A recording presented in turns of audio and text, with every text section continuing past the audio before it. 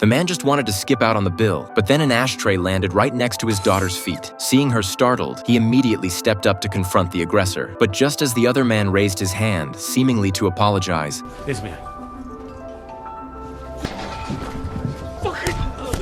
a thug went wild on him, unleashing punches and kicks. His two daughters shrank to the ground in fear. Only after the thug's buddies intervened did the beating stop. But the aggressor wasn't finished. Like tossing out trash, he dragged the man aside. Struggling to open his eyes, the man looked toward his daughters, frozen in terror.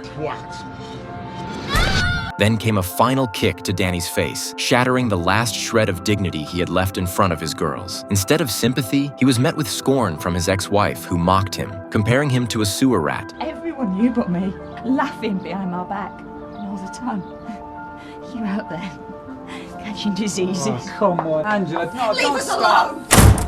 After the divorce, Danny worked a factory job tightening bolts. He only got to see his daughters a few hours each weekend. Now that he'd lost even that emotional anchor, he turned to alcohol every day to numb the pain. He didn't dare act out in public, so he'd stay home and take it out on himself, smashing the secondhand furniture he'd scavenged. In his 30s, earning barely $3,000 a month, living in a rental with nothing to show for it, his ex-wife's harsh words became the final straw. Collapsing to the floor, Danny prepared to end his pathetic life. But just then, a phone call interrupted. His ex had stumbled upon one of the love letters he wrote during their marriage. That moment of softness saved his life. However, when Danny later overheard a conversation between his daughters, the glimmer of hope he'd rekindled was instantly shattered. Dad will never get a house. He will.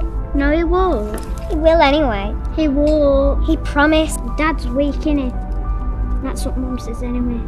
Mum says you shouldn't expect anything from Dad. Because he's weak.